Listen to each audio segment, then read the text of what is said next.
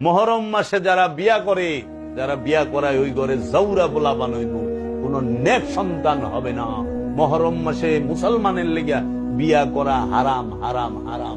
প্রেমিকের লেগা, আশেকের লেগা, হ্যাঁ, ইয়েজিদের লেগা শহর সাজানো জায়েজ। কারণ কারবালায় মাওলা হুসাইনের মাথা মুবারক কাইটা, আলে রসুল রে কাইটা ইয়েজিদ কি করছিল? কুফা সাজাইছিল, দামেস্ক সাজাইছিল। এর লেগে দামেস্কের চিহ্ন উইরা যাইতাছে পৃথিবীর থেকে। কারণ আওলাদে রসুলের শাহাদাতের সময় তাহারা সাথ ছিল। এর লেগা রসুলের আওলাদদেরকে কল্লা কাইটা শহর সাজানো, বাড়িঘর সাজানো, এগুলো ইয়েজিদের সুন্নত। এর জন্য ইয়েজিদের সুন্নত।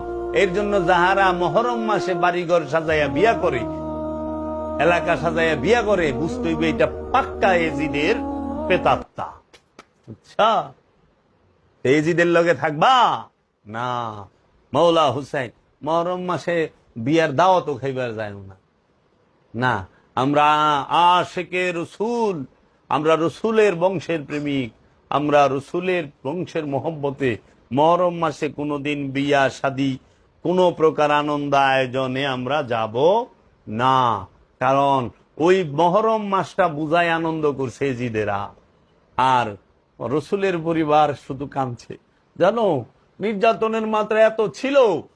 মাওলা হুসাইনের ছোট স্ত্রীর নাম আমার সবচেয়ে প্রিয় লাগে, তার নাম মা রুবাব। মা রুবাবের সামনে যখন তার 6 মাসের শিশুটাকে গলায় তীর বিন্দায় আমার শাহাদাত করছে, শহীদ করছে, নিজ চোখে মায় দেখছে। পানির জন্য মায়, সন্তান চলে গেল, মা যতকাল বেঁচে ছিলেন পানি মুখে দেয় নাই, আর কোন সময় ছায়ার মধ্যে বসে নাই, সব সময় রোদে বয়ে থাকতো। কারবালার পরে অল্প কিছুদিন পরে মা রুবাব চলে যায়। বুঝছো, মাওলা হুসাইনের স্ত্রী মা রুবাব। কি বলো তোমরা? কই থেকে ধর্ম শিখো? আরে মিয়া, নামাজ পড়ো, আগে এইটা তো জানো সেজদা কই করবা। আগে এইটা তো বুঝো যে ইমাম কে হবে তোমার, তার পিছে দাঁড়াইবা নামাজ পড়তে। যে মাওলা হুসাইনের বিরুদ্ধে কথা বলে, যে মাওলা মজলুমের বিরুদ্ধে কথা বলে, যে মাসুমের বিরুদ্ধে কথা বলে, যে অত্যাচারীকে সাপোর্ট করে, এজিদের মতো অত্যাচারী। এজিদ বলে কিছু ছিলেন না, এজিদ বলে জানতেন না।